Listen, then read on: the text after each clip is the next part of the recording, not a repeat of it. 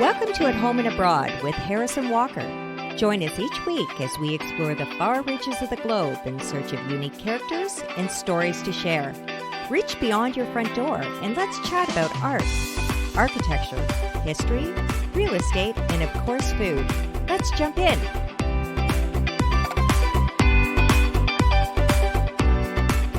A fresh start, a new leaf, turning the page, taking the first step, beginning again, hitting the reset button, and starting over. Another year has dawned, and many of us are busily setting new goals or attempting to build new habits. Those fresh, blank calendars are beckoning to us to write our new, next, and best chapter. What motivates us to crave that fresh start feeling? Sometimes it can be a real and urgent need to make a change for the good of our own selves or the ones we love. Or sometimes we just want to feel better, healthier, happier, and more secure.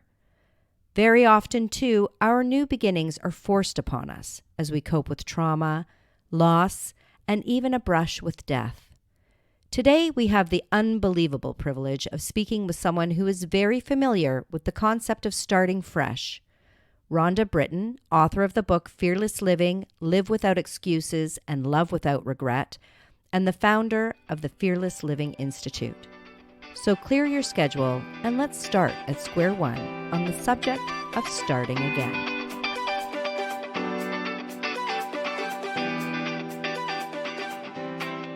We are both honored and excited to introduce our guest today, the fearless and inspirational Rhonda Britten.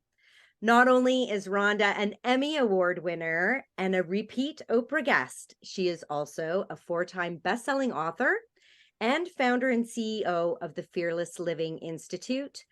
Rhonda has impacted thousands of lives, including our own, teaching people of all walks of life how to overcome their own personal self-limiting fear and fulfill their own potential. Welcome, Rhonda. Thank you so much. I am so excited to be here. I can't even tell you how excited we are that you're here with us. I just can't wait to get into this interview with you. Let's do it. So I've read your books. Which I am so honored by. Do you know how few interviewers actually read the person's books? So thank you so much, first of all. Well, we'll get into it, but they have provided a lot of structure for my own personal work and Lauren's too. And I've introduced it to my family as well. I just recently watched your appearance on a documentary called Unsinkable, which I found really inspiring. And I listened to so many of the interviews you have done in podcast format as well. So I know and love you from afar. And I've said that you've brought a light into my own life and some clarity that I hadn't had before. And I know you've had this impact on so many people. One of the things that you have said is that you encourage us all to live our lives as our souls intend. Yes. So what do you mean by that, Rhonda?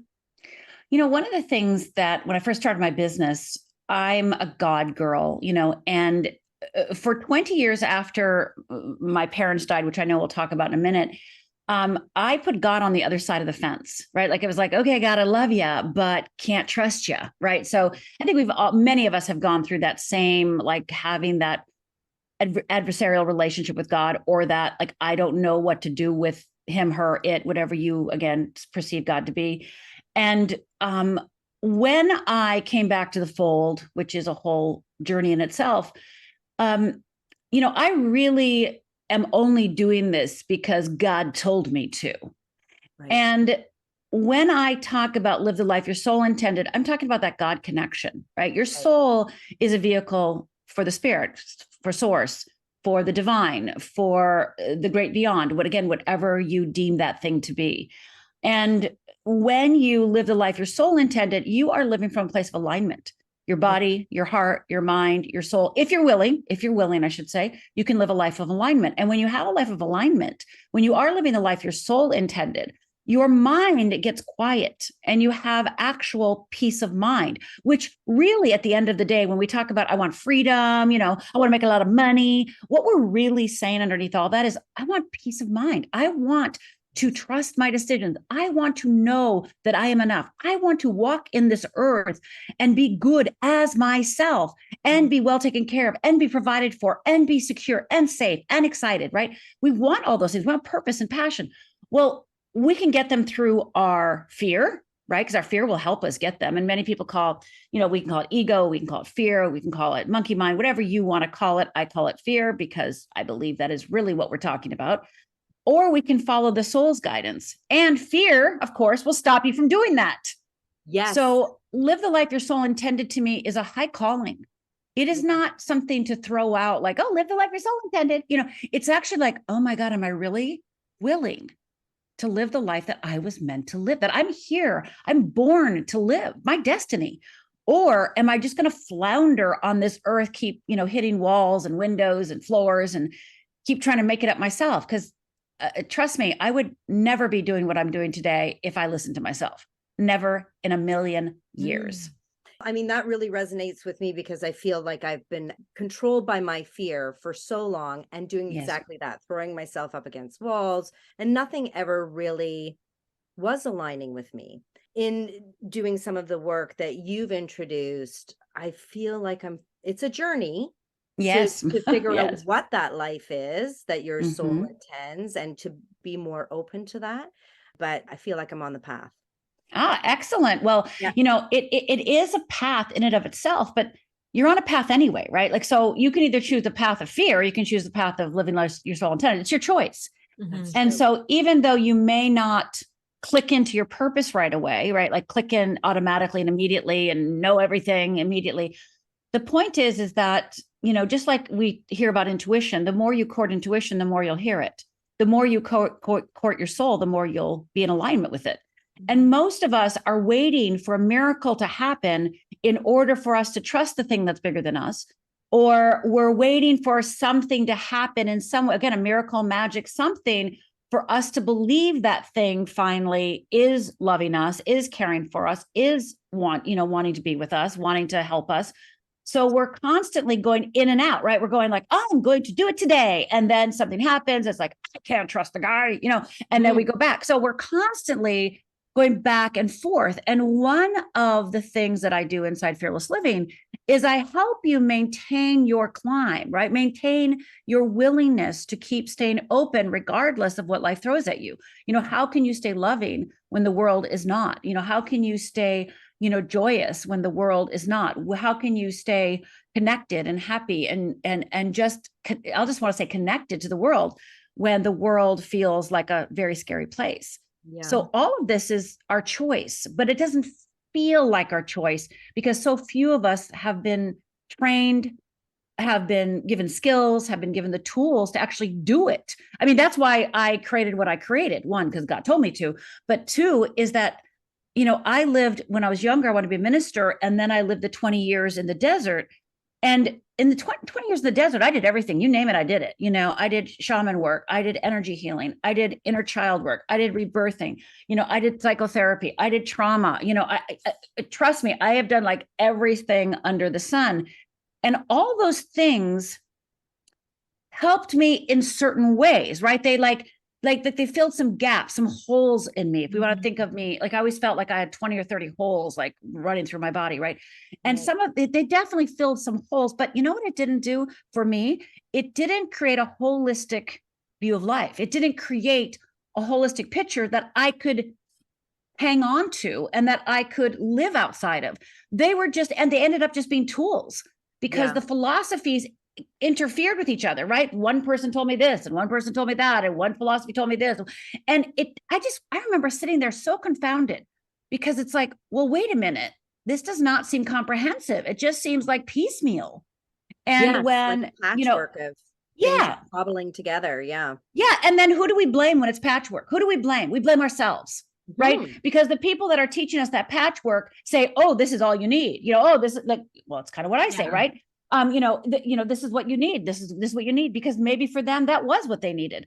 But for me, they were just tools. They didn't end up being the holistic system that I needed in order to live my life. So I always say, when you do fearless living, everything you've ever done in the past, whether it's energy work or therapy or, manifesting law of attraction, whatever it is, once you understand the difference between fear and freedom, then it gets really easy to utilize those tools, because now your self-doubt goes away, right? Your self-doubt, you don't sit there and go, should I not? Like, you like actually have some clarity. Because again, if we don't have clarity, we don't have trust. If we don't have clarity, we don't take action. If we don't have clarity, we don't have peace, right? So our clarity is a gift.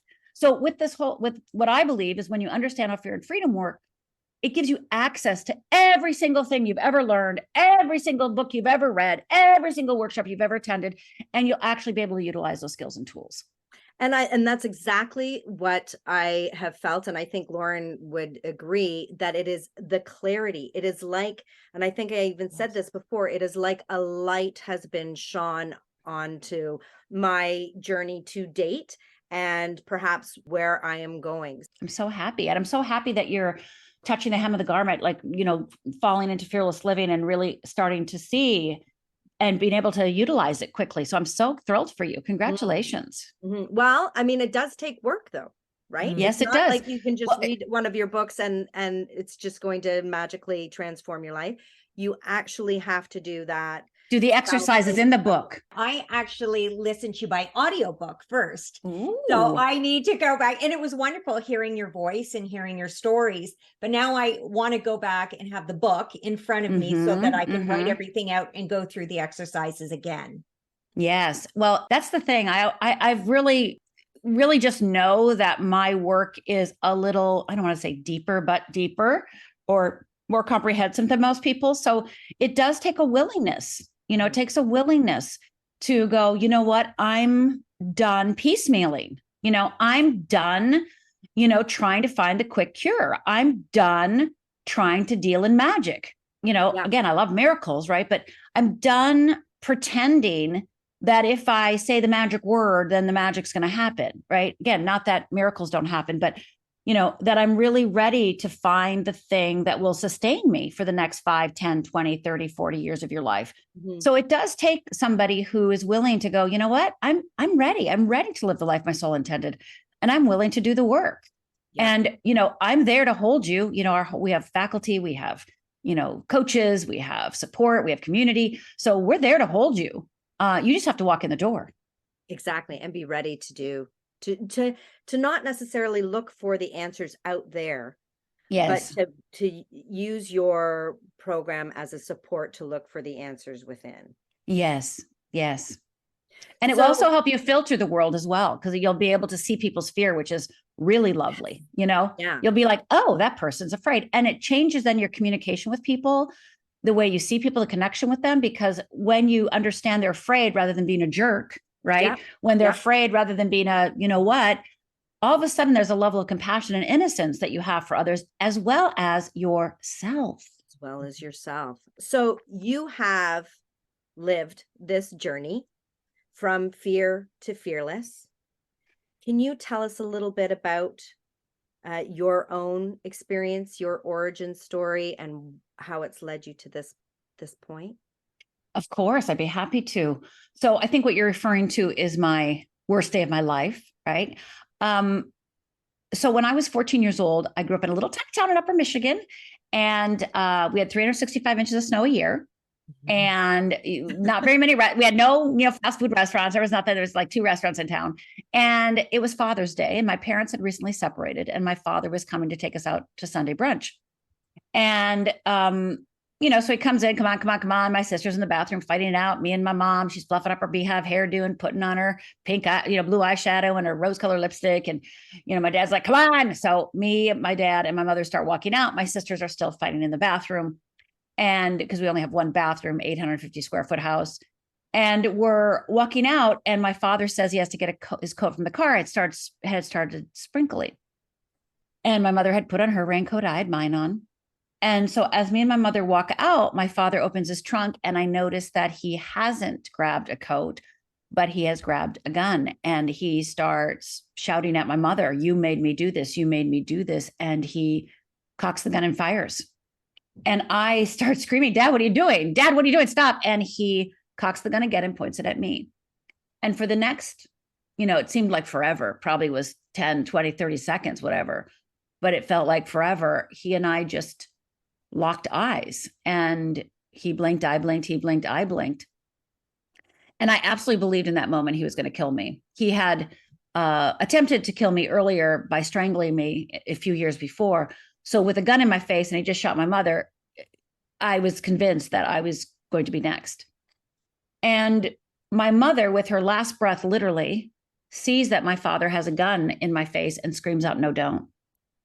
My father, realizing my mother is still alive, turns the gun that's cocked with a bullet for me and shoots her a second time. And with that second bullet, she fell into the car and her elbow hit the horn. So for the next 20 minutes, all I heard was, eh. And then my father cocks the gun again, falls to his knees, puts the gun to his head and fires. So within a matter of minutes, I was the sole witness to my father murdering my mother and committing suicide in front of me. Now, before this, I had just told my parents I wanted to be a minister. I loved God. I was like all in. And when this happened, I blame myself. It must be my fault. I had just given my life to God, and now this is a test. And I ran into my mother's room, got down on my hands and knees, and basically said, God, please save my mother. If you save my mother, I will be a minister. But if you do not save my mother, all bets are off. And so my mother did die, and my father did die. And I put a line in between me and God. I didn't hate him. I never got angry at him. I never was like, screw you. I just was like, your tests are too big. Yeah. That phrase that says, oh, I will never give you a test that you can't, I can't remember the exact phrase, but you know what I'm talking about. Like, I will never give you a test that you cannot do. And it's like, yeah, you gave me a test that I cannot do. Yeah. Because in the next 20 years, I basically started drinking. I became an alcoholic. I tried to kill myself 3 times, got 3 DUIs. And it was that third suicide attempt when I really realized, and again, all this time I was doing the therapy and then everything I was doing. So I was on one hand, trying to save my life. And on the other hand, trying to numb the feelings of the overwhelm of rejection and abandonment and hurt and blame. And, it's my fault. I'm the one that was the only one there. I didn't kick him. I didn't grab the gun. I did nothing to stop him, right? I was the only one there that could have stopped it. And I didn't do anything heroic. So, I was living those 2 worlds like so many of us do. And it was on the 20th anniversary of my parents' death, after my third suicide attempt, when I realized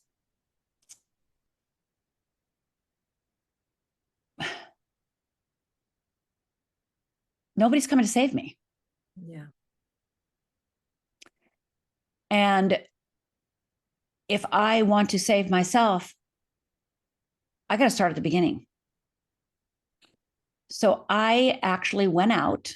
I get home from the hospital for my third suicide attempt. And I live by myself in a little apartment, which of course is not a good idea. You live by yourself when you're suicidal. And I went to the store and got a calendar with gold stars. And I know this seems so simplistic, but it realigned me, right? I had to find a reason to stay alive. Yeah. Because I realized, I wasn't dying. I tried 3 times. I wasn't dying. So if I wasn't dying, there had to be a purpose for me to live. But I didn't think I was worthy of that. So I got the gold stars and I got the calendar, and every day I put a gold star on the calendar. Anytime I did anything good, anything remotely nice, anything remotely positive. I have that calendar still. Yeah. And my niece is just visited me recently, and it's in my office, and she's like, "What's this?" And I said, "Well, this is my 30-day calendar when I was trying to decide to save myself or not, whether I was worth living." Right. And the things are like, got mad, didn't break anything. Like that's the level we're talking about, right? We're not talking anything but like, got hurt, felt rejected, but didn't, attack anyone, right? Like this is the level we're at. And those 30 days, I just kept focused on anything worth saving. And at the end of 30 days, I went, okay, I have something in me. Like there's something good in here somewhere and I'm worth saving. Yeah. And then my journey to fearless living began. Thank you so much for sharing that story. You're welcome. It's a difficult story to hear, and I can imagine it was even more difficult to experience. What has come out of it after that 30 days of finding your worthiness has blossomed into a gift that's reached so many. So I'm grateful. I know that my mother and father and I had a soul contract. I am highly aware now. Of course, those 20 years, it was like, screw you, right? But, once I got to the other side and started to do the work that ultimately became Fearless Living, I'm very aware that me, my mom and dad, like we're in heaven going, what do we want to do next life? Right. And like, I always say my dad came up with the idea. My dad's like, oh, I got it. Why don't you, Rhonda, I didn't have a name, right? But you Angel, why don't you help people master fear? And I'm like, well, why that sounds amazing. And then he goes, yeah, but something really bad's going to happen to you. And I'm like, oh yeah, you're right. Something bad's going to happen to me. And he looks at my mom and goes, why don't you be the mom? I'll be the dad. You be the daughter, and I'll be the bad guy this lifetime, and I will kill everybody. We're like, yeah, perfect. But again, when we come down to earth, we don't remember any of that, right? And we're just in the pain of being human. But I do believe that wholeheartedly, that my father, my mother, and I had a soul contract, and that I am not here just for myself, right? That didn't just happen for me. My mother and my father, their life, Fearless Living is a testament to that moment, to their courage to do what, especially my mother, to live the life that she wanted to. Mm-hmm. So, she was divorcing my dad and saying like, wait, I want to live a different life. Fearless Living really just saved my life, and God too. But it took me a while to bring God back in. Were you angry at God at any point? I know you said you weren't really oppositional to him, but was there an element of acceptance or forgiveness? I didn't trust God. Yeah. Right? Because I was convinced for 20 years until me and God wrestled. I was convinced that if I believed in God again, he would take somebody else in my family, because clearly I hadn't passed the test, right? Like I wasn't living a God life. I wasn't, blah, blah, blah. So somebody else is going to die. Yeah. And again, we can logically say, well, of course, that's not necessarily true. Of course, I even knew that wasn't necessarily true, but it doesn't matter what your logic says. Every cell in your being is going, something's going to die, right? Mm-hmm. Like every cell in my being was like, if you do this, because I loved God. Yeah, you were the God girl. Yeah, I missed God, right? But it's like, it was too dangerous. Yeah. And so I couldn't save my mother. So I had to sacrifice myself and my relationship with God to save my family. Yeah. And I remember when God and I did end up, got to a point where we wrestled in the car, no kidding, for like 45 minutes, over an hour, like me and God just had it out. And at the end of it, I remember surrendering and going, if everyone has to die, everyone has to die. Now, again, logically, I know, logically we go, oh, well, no, that doesn't have to happen. Mm-hmm. It is not about logic. It is about every cell in your being. And is like, okay, Rhonda, if everybody died tomorrow, are you choosing God over keeping every single person? Like, because this is a choice. This is what you're deciding. Again, right? And logically, but viscerally, you don't, right? It's just so I got to the point of going, I can no longer deny you. I can't deny you anymore. And then I fell in his arms and started crying and weeping and was scared to death to go to bed that night and scared to wake up the next morning to see what would happen. Yeah. That whole process of, just having out with God. And again, I'm so serious that it was like wrestling with God, right? That I finally basically forgave him and forgave myself to a certain extent, because I did a lot of forgiveness work before and after that, and forgave and decided that I could no longer deny his existence in my life. Right. So that was what it was for me. It was like, because before, if somebody said the word God, I'd be like, universe, light, field, I divine, right? I just didn't want to hear the word God. Hearing the word God just, I was like, oh, that God, so I had to change the word. And afterwards, I started to say the word God again. That was the proof that the change had happened, right? Because if we pay attention to our language and our behaviors, we will know it's working, because we will unconsciously and automatically start shifting our language and shifting our behavior without almost any effort, right? Mm-hmm. So I just started using God, and courted God, and God courted me, and knock on wood, everyone's safe so far, right? Yeah. Seems to be working out. For now, right? Somebody's gonna die sometime, right? Right. But yeah, so that was, it was those 20 years were I don't wish those on anybody. I don't wish those on anybody. And I always say, you don't have to go through what I went through. Just do the work of fearless living, and you can bypass all of that. You can bypass that really painful journey. You can bypass all the self-hatred and blame and shame and confusion and just self-loathing and not feeling good enough and wishing you were dead and thinking the other shoe is going to drop all the time, and you can't be happy because your mother's dead. Because I really believed that, how can you be happy when your mother's dead and you didn't do anything about it? Like, how can you ever be happy? Like, that just goes out the window. Yeah. So, that only came back when I came back to God and started doing the work of what became Fearless Living.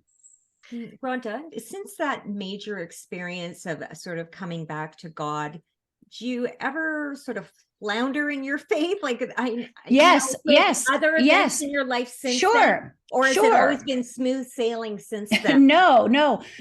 I had a huge dark night about 10, 12 years ago that took me down. And I remember saying to God, are you joking? And a dark night for me is when the rug gets pulled out from under you, right? That's what a dark night is. And you feel like, who are you now? Right? Like all your bearings are gone. Your bearings are gone. You're no longer in the boat, right? You're floundering, you're, drowning. You don't know who you are anymore. It goes through this period of time where you are a blank slate almost, which, can be frightening. And of course, then I went through this whole, like, what is God and who is God? Because when you go through a dark night, part of a dark night is questioning God again, is questioning, like, I don't know, come on, like, isn't just energy, and it's not something more than that, and it can't be personal. He can't love me. Doesn't it just, like, energetically, just as this physics, so I definitely went through that for a good, I would say, really, because I surrendered to the dark night, because I knew if I surrendered, it would be less painful, and I could move through it quicker. And I'm writing a book about that right now, actually, about my dark night. And so, so I went through another level, but that's going to continuously happen, right? Because as you deepen your relationship with spirit, God, divine, however you want to name it, you are, as you grow and claim more parts of yourself and forgive, you have a level of knowingness, connection, that it does have to go through, I'll just say, like a cleansing, like a palate cleanser, right? Like it's like you have to go through the cycle again and go, okay, well, wait a minute. And if you don't kind of court that always, because the dark night can come, and, it's going to, I had no idea, I had no idea that it was coming. And it came and slapped me on the face, and just, I was like, are you joking? And I remember that's when I was that's when I was angry at God. I was like, are you kidding me? You got to be kidding. After all this. But what it gave me, that dark night gave me, and this is the, so many people are afraid to go through the dark night, right? So many people are afraid to court it and be one with it, because they're afraid of what's going to happen, right? Which, again, it's be scary. I get it. But, the gifts that you get out of the dark night on some level can only be gotten that way. Right. And, one of the gifts that I got was, I say the story of how, what did you get from the Dark Night, Rhonda? Well, I'll tell you, if you came to my house before the Dark Night and you knocked on my door and we didn't have an appointment, I'd be like, why are you here? I'm busy, And now if you knocked on my door, I'd open the door and say, oh my God, come in. I'm so happy to see you. Please come in. Right. So I've had coaches tell me that I'm so much softer and so much more inviting and so much more compassionate. And I believe that's how I feel, so that's the gift that the Dark Night gave me. And that was worth everything. Somebody who's devoted to love, we're all going to go through the Dark Night in some way, shape, or form in order to actually fulfill your wish. Yeah, absolutely. Because they, as you say, they're periods of growth. They're rapid periods of growth. And so if you surrender to it instead of fighting it, you will greatly benefit from the experience, and yes, you got to get support, right? Like I went to a shaman, I went to a therapist, I did some trauma work. I did energy work. I did acupuncture. I did functional medicine. Like I totally, for probably 1.5 to 2 years, I took exquisite care of myself. Mm-hmm. And so many of us are unable to do that or unwilling to do that when it's actually the very thing we must do. Yeah. You had mentioned forgiveness and self-forgiveness, and so many of us walk around with similar feelings of shame and unworthiness and regret and embarrassment, perhaps, of past behaviors. Is that all part of it? Is that all that? Yeah. Well, the way that I talk about forgiveness is that it is a daily thing. We're short with the bank teller. Yeah. If we really understand the wheel of fear and wheel of freedom, if we understand how fear is, we know in that moment that our need wasn't being met and we were, something was happening, like whatever that person reminded you of something or triggered you in some way. And you're not a bad person because you got short with that person. You're not a bad person. You're not evil. You're not worthless, right? You literally just were activated by fear. Mm-hmm. And if you can give yourself the forgiveness and the grace to know that you too need compassion in that moment, because you wouldn't act out if you didn't need compassion, right? You wouldn't act out if you didn't need care. You wouldn't act out because your need isn't being met. So to soothe yourself, to care for yourself.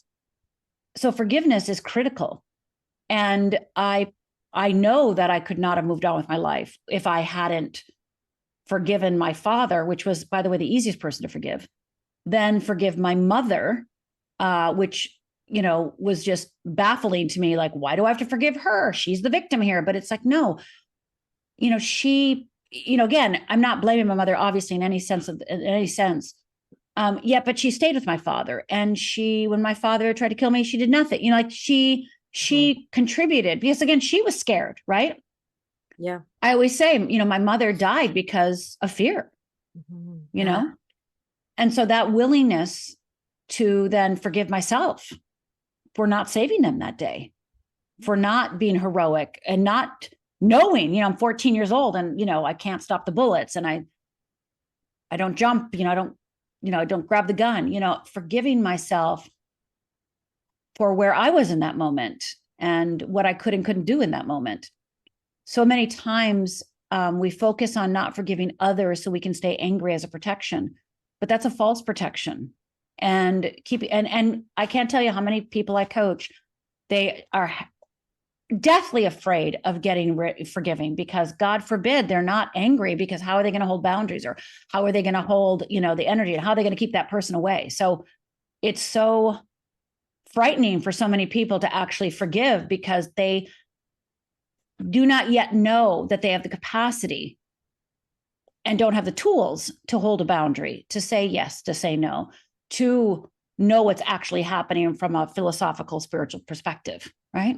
Yeah. So forgiveness, though, is something that doesn't just happen when a major event like my parents happen. It's literally forgiving yourself, forgiving the bank teller, forgiving that moment, and washing yourself clean every day. Yeah, every day. That's so interesting. Anger as a protection. We hang on to to anger. And it's a wall that we put up That's right. around us. Yeah, because we don't have any skills, other skills or tools. Yeah. And we don't have the awareness that there's another way. If that's the only tool in your toolbox, you're going to use it. And oh, by the way, that's smart, right? You're walking around angry, protecting yourself. If you feel that that's your only tool, then that's your only tool. The challenge is that in your, bluster of being angry, you're actually very, very, very fragile. Yeah. And so the more skills and tools you have, the more you'll actually be able to stand on your own 2 feet, and the more you will quit being victimized, quit putting yourself as the victim, and become sovereign and take yourself back. Yeah. Rhonda, when I was listening to your book, as soon as I was listening to it, I was speaking with Heather saying, this really should be mandatory reading for just being for being human. I said, if only it was. If only it was. It's unbelievable. Since I was listening to it, I kept thinking to myself, okay, so this decision I'm making, am I making it out of fear? And it holds us back from so much positive change. Absolutely. And I'm just wondering, how would you recommend that we excavate our fears? And how are you responding to other people?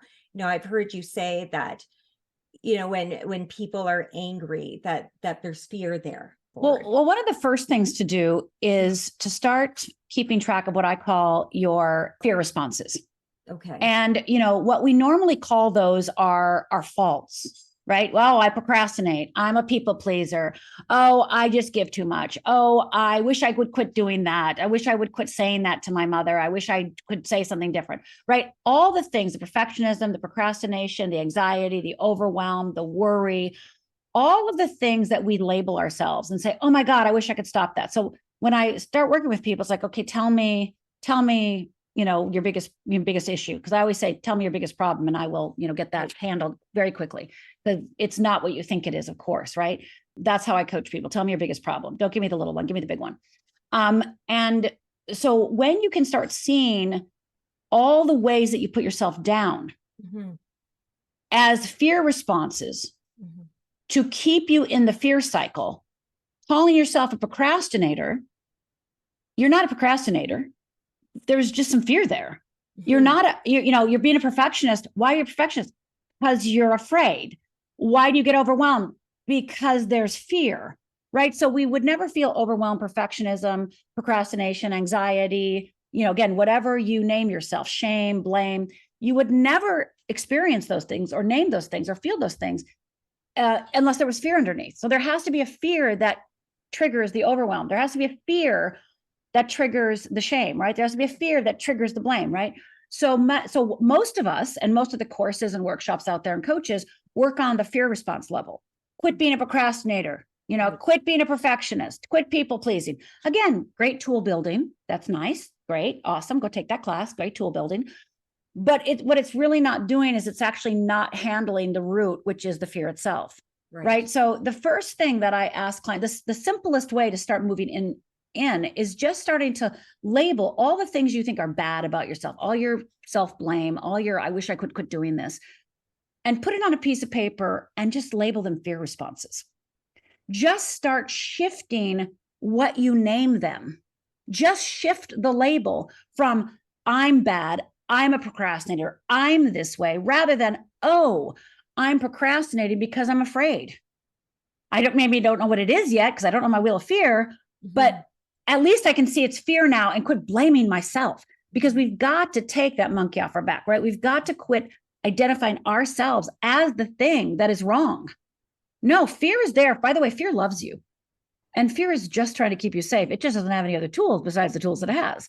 Every emotion I say has a purpose, and fear just wants to keep you safe. And we're wired for fear, by the way. Fear is an automatic response unless we become aware of it so that we can shift our response, right? And move into what I call proactive behaviors and self-affirming behaviors. So the easiest way, the simplest way, just to start even this concept, just to even start wrapping your head around it, is just take your list of all the things you think are wrong with you, all the things that you wish you didn't do, all the things that you find yourself saying about yourself, and just say, I am this. Instead, say, my fear response is this. just detaching that I am, and instead making it, aha, this is a response for fear, starts getting the blame and shame off your shoulders. Mm-hmm. And you start seeing like, oh, maybe I'm not wrong or bad or evil or not good enough. Okay, it's just fear. Oh, okay. And then, of course, what we do in Fearless Living is we help you identify your wheel of fear so you can see it readily and easily. And then, of course, the antidote, which is the wheel of freedom, so that we support you in identifying that essential nature that you left a long time ago out of safety and grab it back and start using it on a daily level.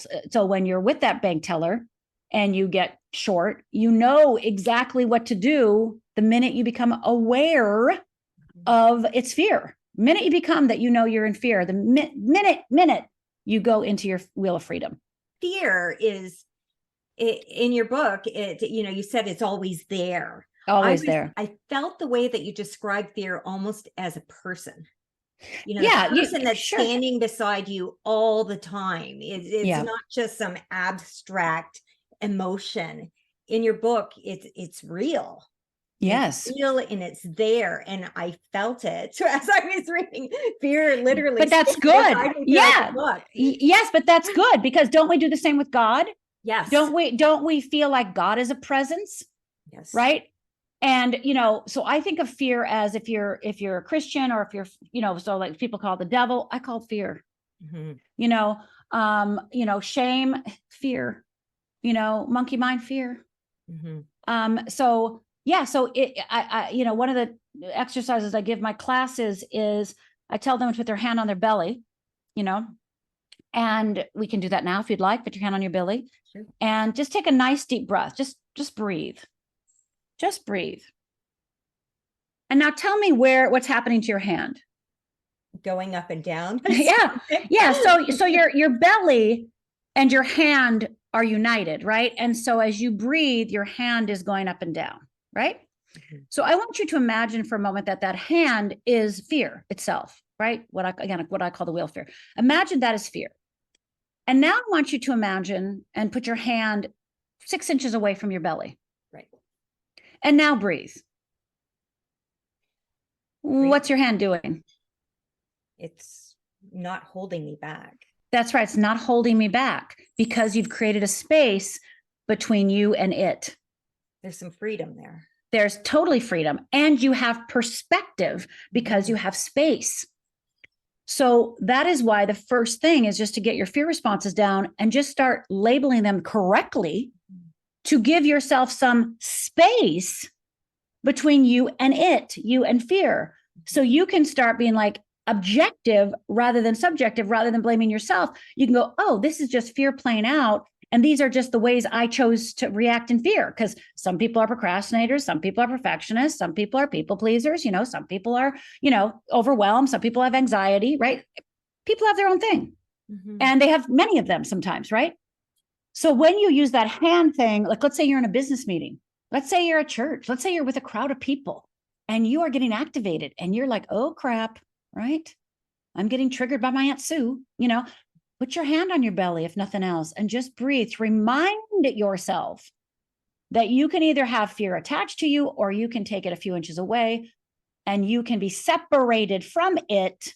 And it doesn't have to decide your next word, your next action, your next feeling. It does not have to decide. Mm-hmm. You can actually decide. But if you don't have that space, you don't know that. Mm-hmm. Mm-hmm. It feels like, just like me and wrestling with God, it literally felt like it was in my cells. That's how fear is. It feels like it's in your cells and you can't get rid of it. Mm-hmm. But if you start seeing it as separate from you and start seeing it as just a wheel of fear, life gets a lot easier. Yeah. Very simple, but powerful tool that can be used at any time. With anyone, anywhere, about anything. I love that. So you've said that even in despair, you can find joy. And yes. And that's really powerful. How do we do this in our darkest time? How did you do it? How did you think to get that calendar?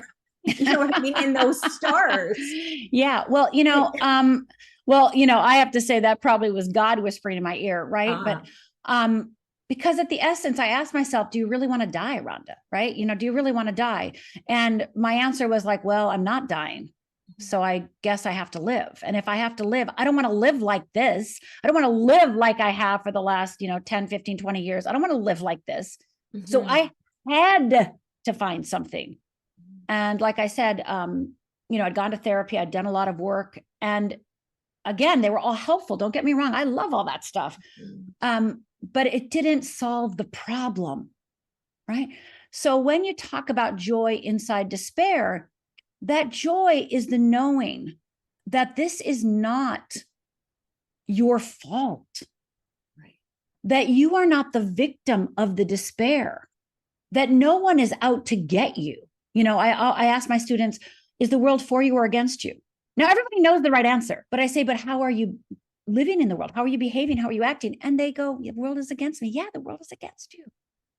Right. So, so when we start recognizing, oh, the world is against me, and we start going, but what if I choose to believe the world is for me, even though I don't have any evidence right now? What if I truly believe that it's not me, it's fear? What if I truly believe?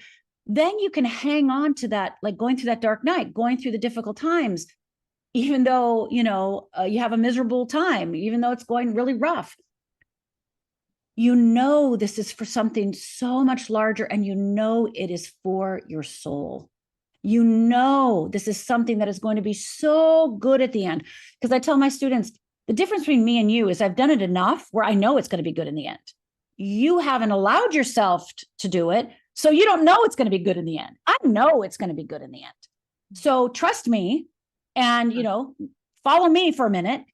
And because I know that when you move through this in the way of fear of freedom, you start occupying your body more. You start clearing yourself out from all those beliefs that do not serve you, the names you call yourself, the past experiences you forgive. Like you have this whole capacity that you didn't have before this dark night, or again, whatever you want to label it. So that is where the joy comes in. I remember being like, when I was in my dark night driving, because I put everything in storage and drove across the country 6 times in like 2 years and stayed with friends and family, which if you knew me, there's no way I would do that. But I knew that I had to do it. And it was humbling. It was vulnerable. It was on some level, from the fear place, embarrassing. But I knew I had to make choices that would save myself rather than keep myself spinning where I was, right? So all of those choices were out of freedom. So even though they were hard, I knew my choices were, on some level, even though it was hard, it was empowering me. And I knew if I could just hang on to the rope, right? I always tell my students, let me throw you a rope, and I will tell you where the rope is. I will tell you, like, don't worry, but just hang on to the rope and just keep climbing, even if it's through mud, even if it's through rain, even if, through it all, because when you reach, the end of that rope, it's going to actually be a powerful, positive thing, and you're going to have yourself back. So it's your framing. It's the whole framing, right? Are you framing it in fear of freedom? So this brings me to this thought, which I was thinking throughout the book as well. How do you help loved ones who maybe aren't willing? Because if you've gotten to this point where, you've got an idea of what's going on in terms of how fear is affecting your life and your decisions, but your loved ones don't. Sure. How do you help them? How do you get them there? Well, you can't, right? And we logically know this. We can't do that. What we only can do is save ourselves. And in the saving of ourselves, some people will come along and some people won't. And you're not in charge of that. They are.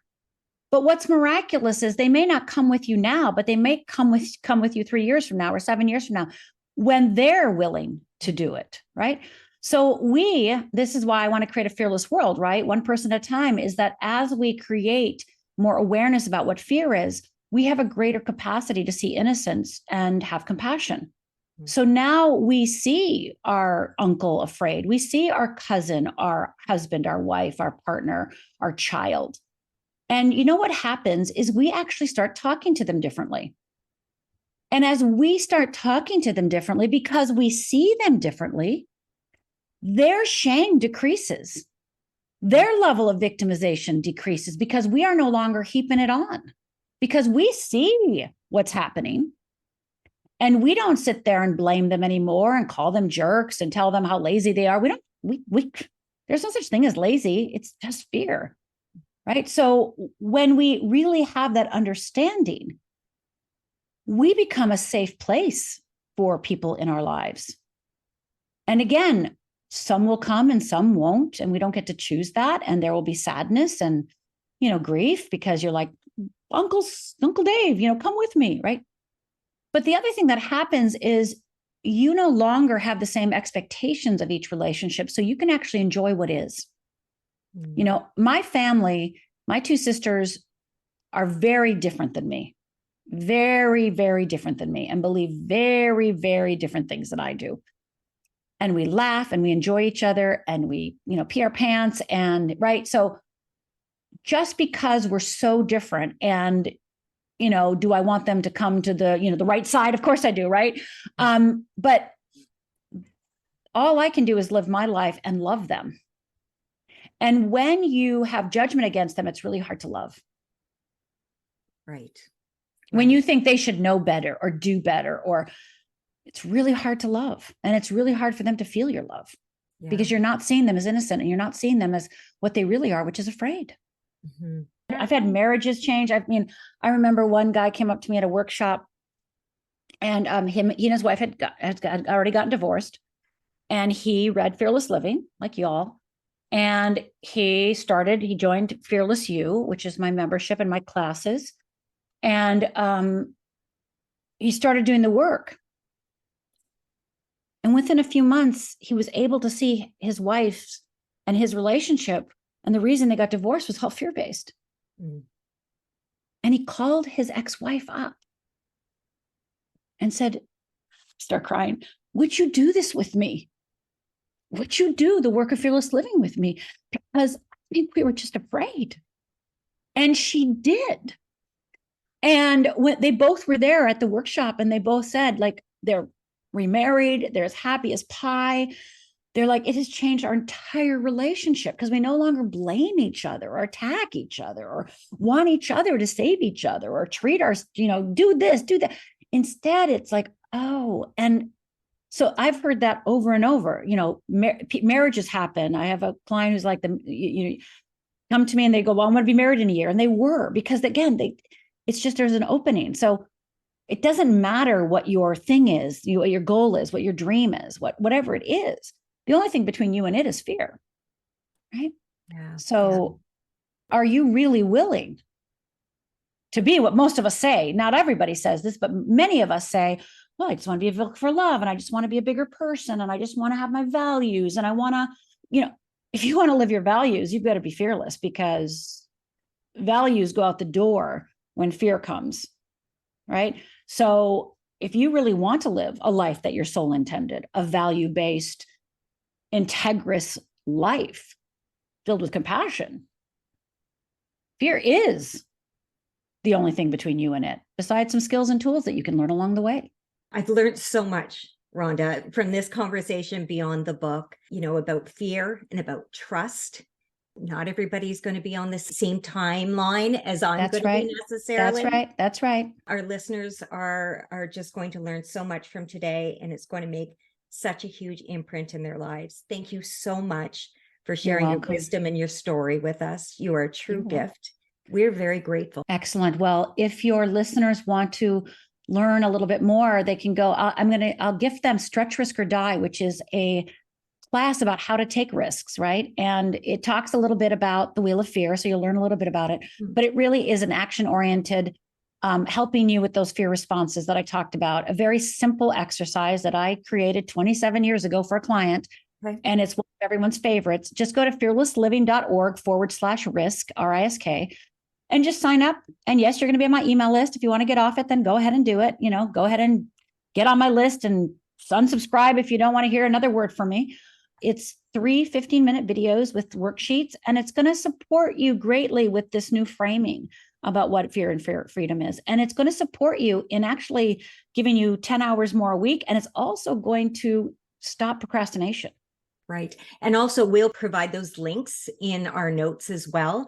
And also they can reach you on Instagram. Rhonda Facebook, Rhonda Britten, Britten. E-N, perfect. Thank you very much, Rhonda. It's a pleasure. Thank you, Rhonda. Be fearless. Be fearless. People who have surmounted what appears to be insurmountable circumstances are inspiring to all of us. These stories give us hope that we too can overcome, persevere, and succeed. Like those good old rags to riches stories, we all are familiar with these, right, Harris? Yeah. Yeah, someone of bleak origins and often trauma undergoes a metamorphosis of sorts and embraces a new and extraordinary beginning. Mm-hmm. They're so inspiring, just like the phoenix rising from the ashes. Yes, exactly. These stories are very compelling. Howard Schultz, Starbucks executive chairman, suggests that starting from nothing may actually be the secret ingredient in the recipe for success itself. He stated that the more uninspiring your origins, the more likely you are to use your imagination and invent worlds where everything seems possible. Wow, I can totally understand that idea. Yeah, there's so many of these success stories, and, we love to tell and retell them, don't we? Mm-hmm. Especially those where someone really has the odds stacked against them. Absolutely, like every Disney movie that's out there. Who doesn't love cheering for the underdog? I think we love these stories because we can see a little bit of ourselves in them. We can believe that we all have that same potential to experience a fresh start, a new beginning, and achieve unlimited abundance, even against all the odds. Yeah, I think you're right about that for sure. I love Jim Carrey's story. Are you familiar with it? No, I'm not. Yeah, well, Jim Carrey, renowned comedian and actor whose net worth is now said to be around 180 million, was once homeless, actually, as a child after his father lost his job. His family was forced to live in a van, the story goes, and despite those beginnings, he persevered, his talent was discovered, and, the rest is history. I love Jim Carrey. He totally cracks me up, all of his facial expressions, but I want to know, the van that he lived in, was it like the one he rode around in Dumb and Dumber with the dog ears? I do not know. Maybe Okay, there was some inspiration there for that. Fact check for me, please, Walker. Okay, I'll look into that. And then there's Daniel Craig, the actor maybe most famously known for playing James Bond, who's said to be worth 160 million. These numbers are probably changing all the time. Probably, okay, yeah. So now he too had a history which isn't without hardship, and is said to have spent some time on a park bench as well as a struggling actor, sleeping on a park bench. Mm-hmm. Both of those stories are really quite remarkable. We put celebrities on a pedestal, but learning of what they've overcome before they've achieved their greatness makes them so much more relatable and human, doesn't it? Absolutely human. Now, two of my favorite women who have tough origin stories and became international successes, I would say, are Dolly Parton, of course, and the fabulous Oprah Winfrey. Well, anybody listening to this podcast already knows that I adore Oprah Winfrey and think she's the most amazing woman. And I also love Dolly Parton. Yeah. They both have had a huge positive impact on humanity. Yes, both Dolly and Oprah, they're very vocal about their impoverished childhoods, and nothing hidden here at all. Dolly often talks about growing up in rural Appalachia and being one of 12 children living in a one-bedroom cabin. Oh my God, can you imagine? I know. 12 kids in a one-bedroom cabin? I don't know if it was a documentary I saw once with her, or if it was, I don't know, it was if she was being interviewed, but she was telling a story about cutting her foot. There was something wrong with her foot, and her parents couldn't afford to take her or even get her to a doctor, so they had to sew it up themselves at home. Oh my Yeah, that's God. one of her childhood memories of. So it was really rough. Yeah, absolutely. And her family's inability to make ends meet is often the subject of her songs, like the one you probably know, Coat of Many Colors, that she's I love famous that for. It's song. beautiful. Yeah. Now, the powerhouse we know as Oprah was also born into an impoverished life in rural Mississippi to teen parents. Her early part of her life, she was raised by her grandmother, and then later on, she was raised by her mom, who was a single mom. And she's very open about the trauma and abuse she experienced as a child and teen. Yet, despite her difficult start in life, she broke broadcasting barriers really for so many women, and particularly women of color, and created a massively successful talk show, production company, really, and so many other accomplishments as well. Absolutely. And she continues to contribute absolutely. to humanity. Her success can't be measured by her net worth alone, which I know is extraordinary. She has been a gift to so many people for so many reasons. And even on a very personal note, I remember when I was in, I think in university, I was watching Oprah because I did religiously, and she had some expert on talking about anxiety and generalized anxiety disorder. And it was the first time in my life, I was in my 20s, that I realized that resonated with me, that I had an anxiety disorder. So for me, that was life-changing. I bet. It might sound silly to some people, but I think she really did reach into people's homes and make a big difference. She has changed so many lives. And I think just by shedding light on these untalked about issues, it is hard to imagine that a young girl with so many obstacles and so much trauma could persevere and achieve such massive success. Perhaps this is what motivated her to be in service to others. Yeah. I do have one more example for you, though, one you may not have heard of before. Oh, okay. Do you know about the personal story of Italian billionaire Leonardo da Vecchio? No, I don't even think I've heard of him before. Yeah, well, I knew he was the founder of Luxottica eyeglasses and frames, but what I didn't know was that he was born as one of 5 children back in the 1930s, and his parents struggled financially. When his father died before he was born, his mother supposedly was unable to raise her children, so Leonardo was raised in an orphanage. Okay. Yeah, it's not an uncommon story, really, this situation during these times.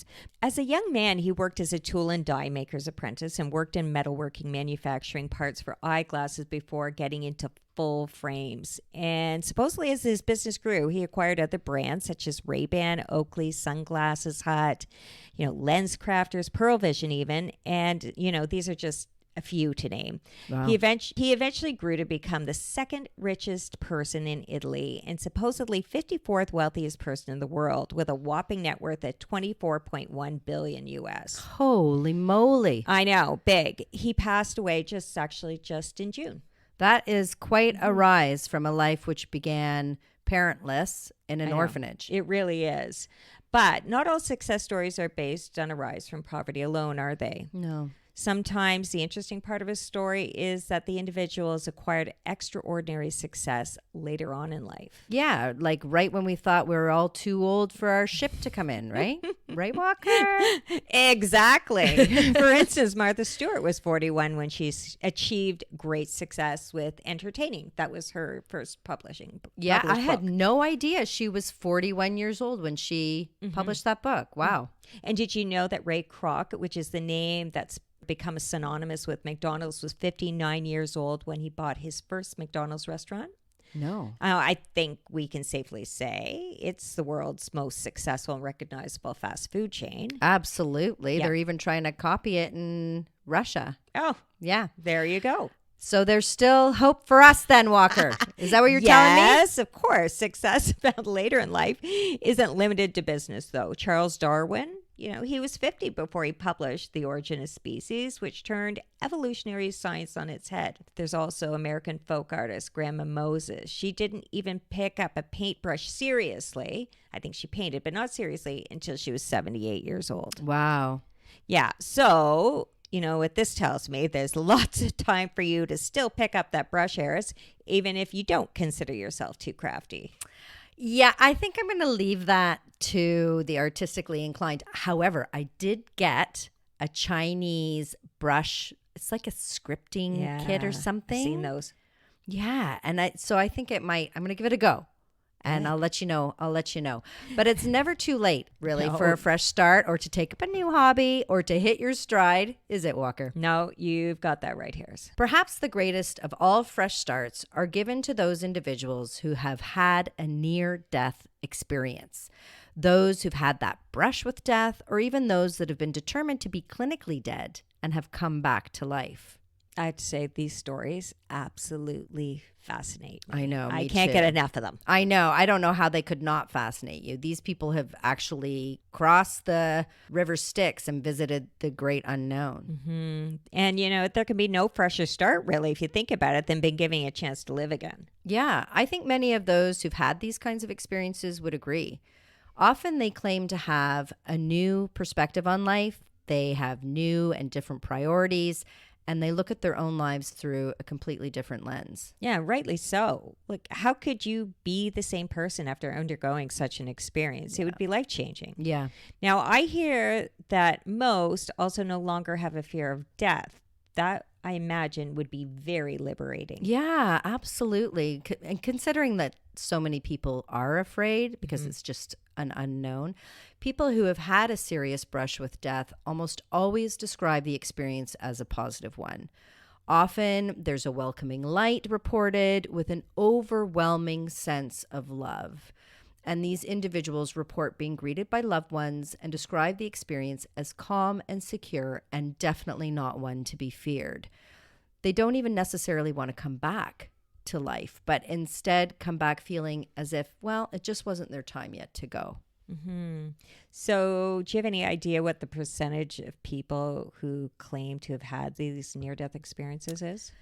Well, according to psychiatrist Dr. Bruce Grayson, who studies this topic and has written the book After, a doctor explores what near-death experiences reveal about life and beyond, states that 10 to 20% of people who come close to death report these experiences.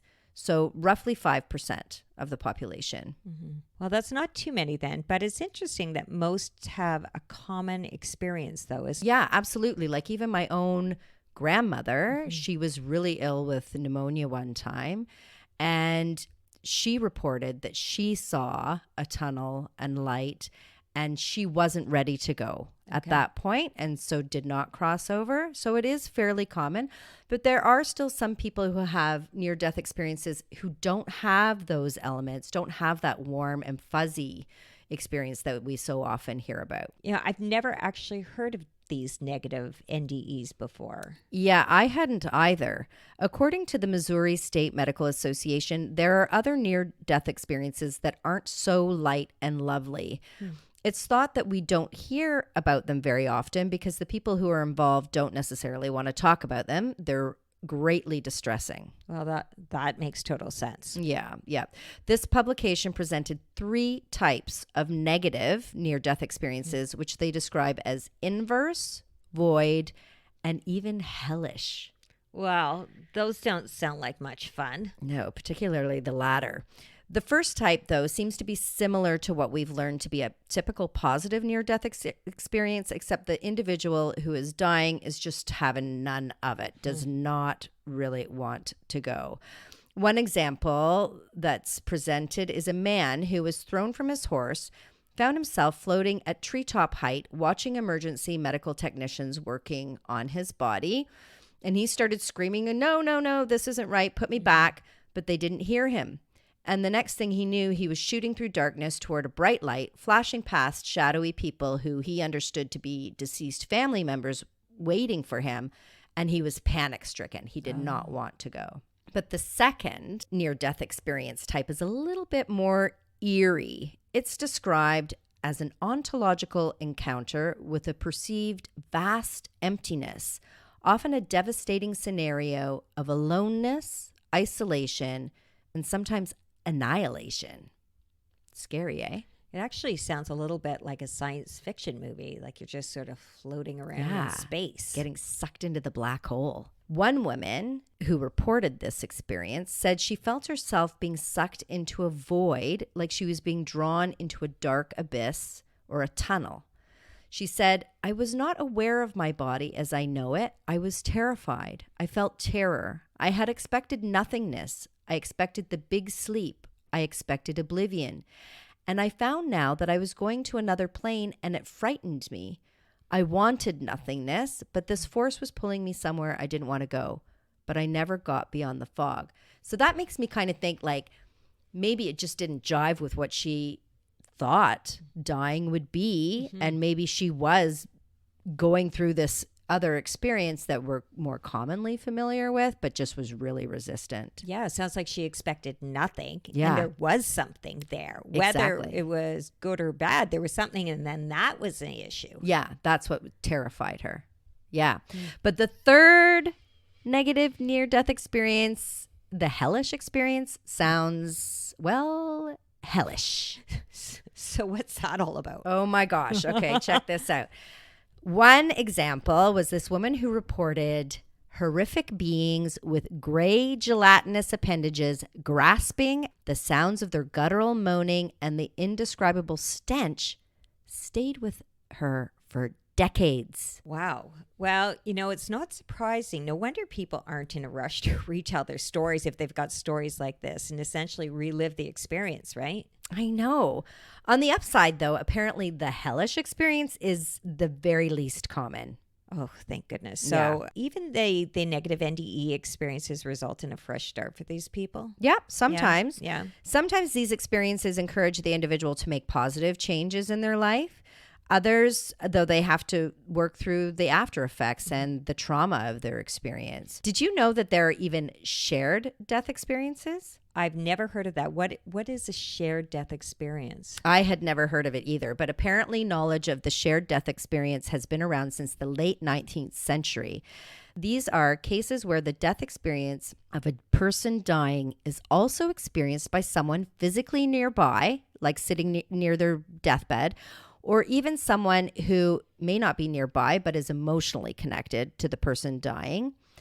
And this term, shared death experience, was invented by Raymond Moody, and the topic was the subject of his book, Glimpses of Eternity, in 2009. So skeptics suggest that people who say they shared the dying experience with the deceased could be the result of the trauma experienced by witnessing the death, or that perhaps it just made a really good story, which I think is a little cynical. People that report these kinds of experiences, though, are typically in occupations like hospice workers or soldiers on the battlefield. Well, that makes sense. They would experience a great deal of death, possibly, I imagine. Absolutely. Their exposure to death would be far greater than, your average person.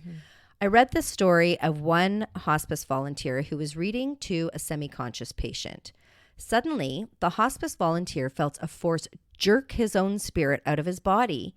He was floating above the patient, looking down at him, when he realized that the spirit of the patient was also floating right beside him.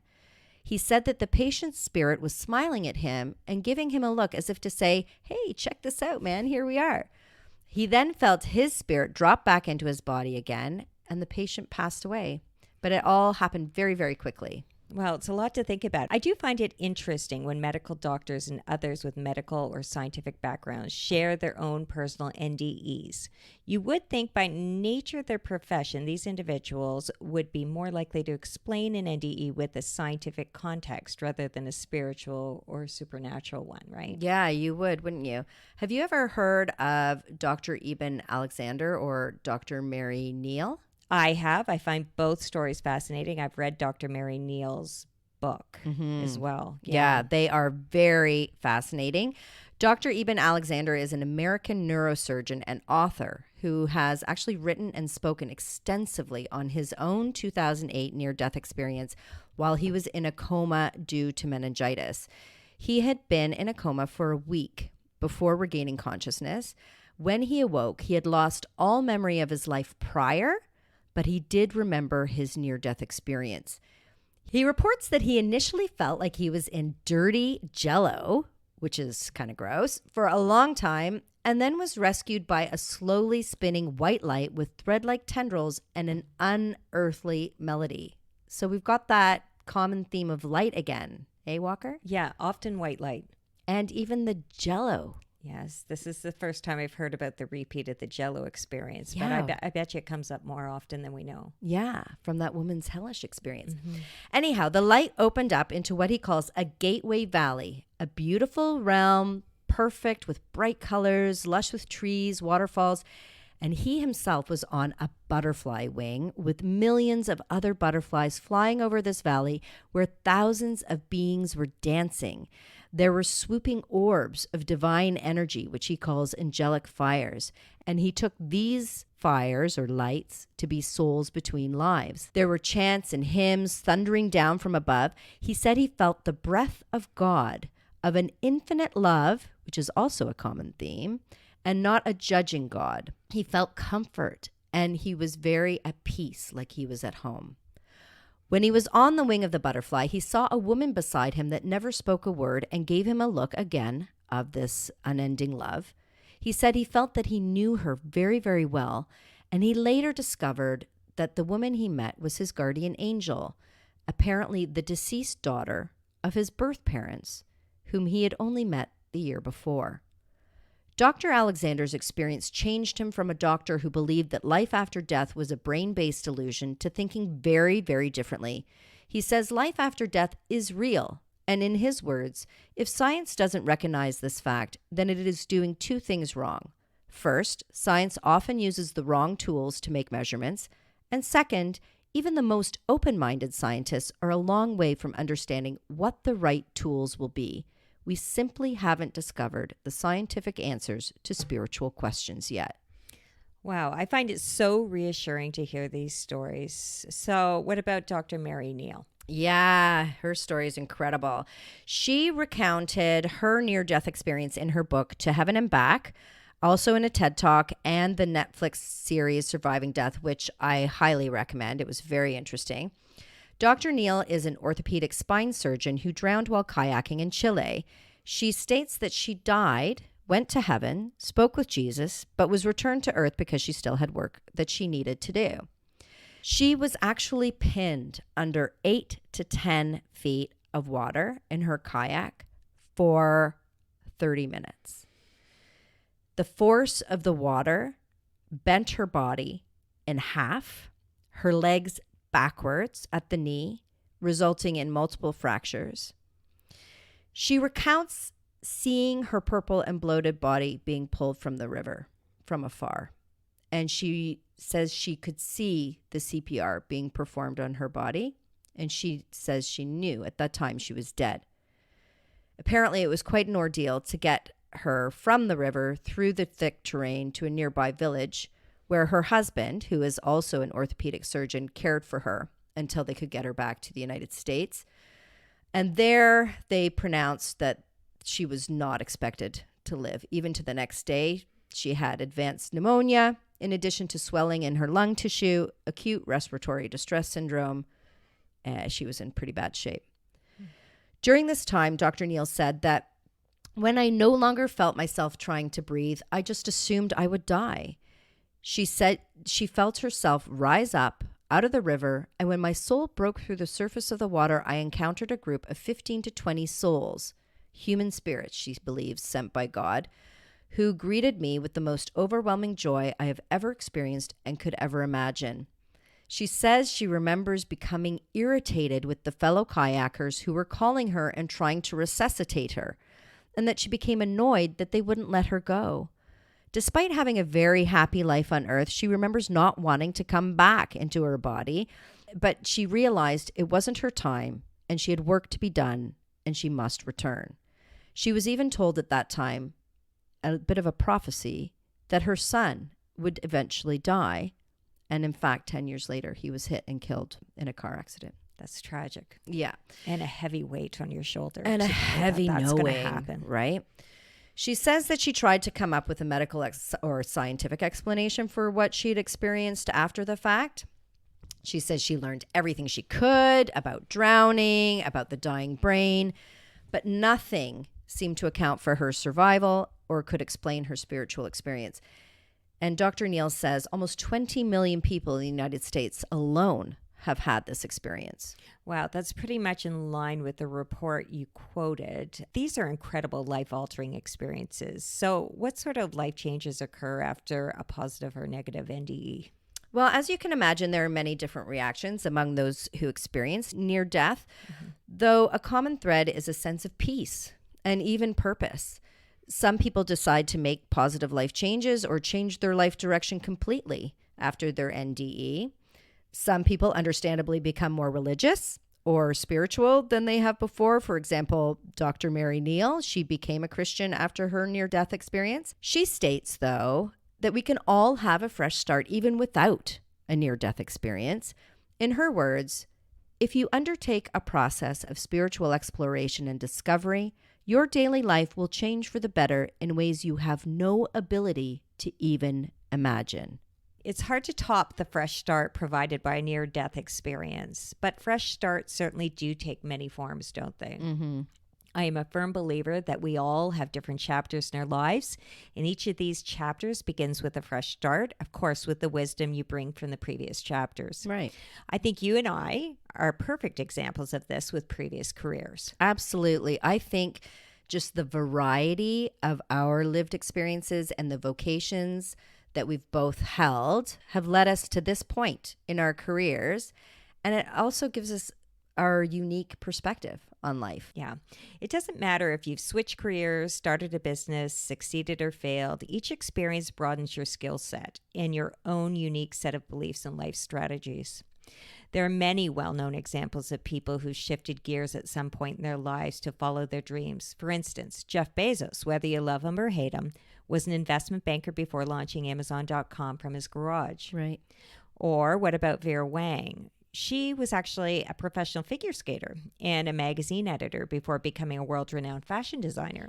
And Ina Garten, who I know we both love and admire, worked in nuclear energy policy and management for the White House in her 20s before starting her specialty food store and eventually becoming a TV celebrity cookbook author. That's very cool. I don't know if you know about Walt Disney, but he volunteered for the Red Cross in France during World War I, driving an ambulance.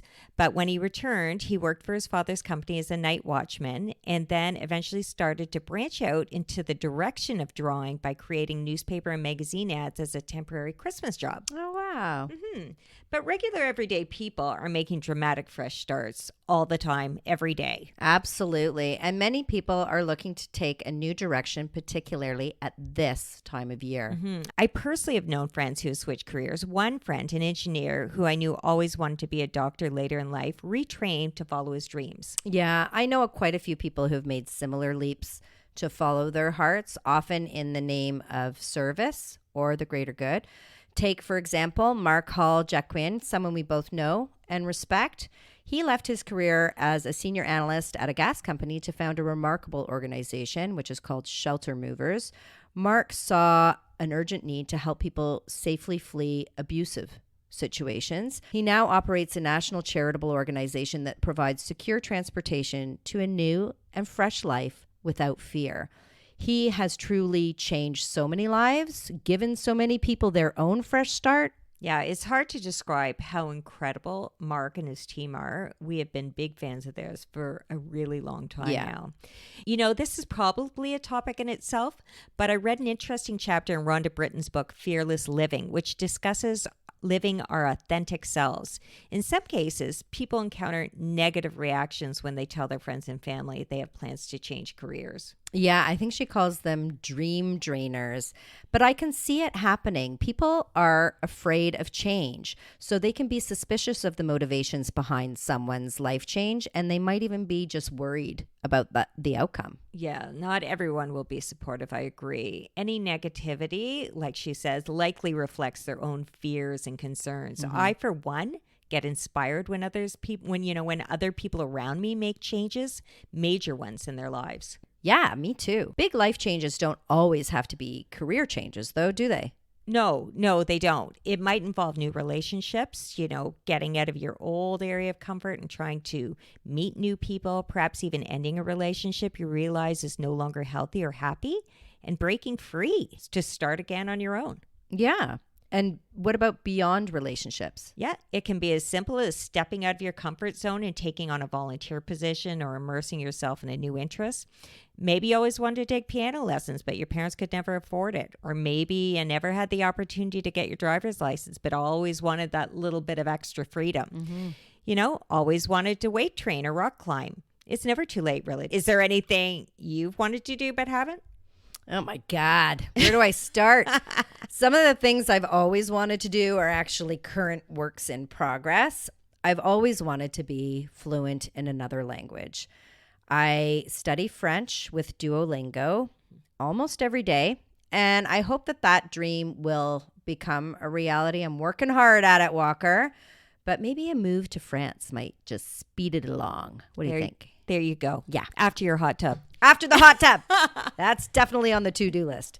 Actually, I really would like the experience, too, of living abroad. I think that would be an amazing life change, but probably a little bit scary. Yeah, there's so many things I would like to do and learn to do that, I just sort of felt that I didn't have time to do it with working and raising the kids. I'd like to take some screenwriting classes. I know that for sure. Start learning a language or two as well. I sort of do it on and off, but I'm not really dedicated to it yet. Yeah. Take a dance class so I can get more, activity into my life while enjoying it. Get back to pottery, and then maybe even do some weight training. Yeah, weight training is on my list too. It's so good for everybody, but especially as we age, we really need that resistance or something, right? Yeah. Isn't it Yeah. that what we Yeah. need? No, I hear it's good for your joints. Yeah. Okay. Well, you and I both, we're going to get back at that this year. So did you know about 92-year-old Gladys Burrell, who began marathon running at the age of 86? No, I don't think so. Yeah, she set the world record for the oldest woman to finish a marathon. She attributed much of her success to her positive attitude and outlook on life. And, it just goes to show it's never too late, Harris. I know, starting marathon training at age 86. Like, I'm putting away my running shoes, but I'm fully behind learning as many new skills as possible. It just keeps us young and engaged in life. For sure. I read a fabulous article in Scientific American entitled Thinking You're Too Old to Learn New Tricks. Research shows that acquiring additional skills can be a terrific way to keep an aging brain in shape. And this article discussed the results of a research study that demonstrated that learning multiple new skills in an encouraging environment in an older adulthood leads to cognitive growth, just like it does in childhood. Is that amazing? I love that idea. Yeah, it's totally amazing. So it sounds like we need to keep up our attitude of lifelong learning. You got that right. Yeah. Don't fear the fresh start. Instead, embrace it wholeheartedly. Just like a blanket of untouched, freshly fallen snow, our intensely human drive for a clean slate is familiar to us all. No matter what drives this craving for a new beginning, it's usually based in fear. Fear of failure, fear of lack, fear of being unloved, even fear of dying. When we take that leap and learn to live fearlessly, we can take hold of that tabula rasa and reinvent our relationships with ourselves and others. And it is there that we can find freedom. Thank you for joining us at Home and Abroad with your hosts, Harris and Walker. Follow us each week as we continue the conversation.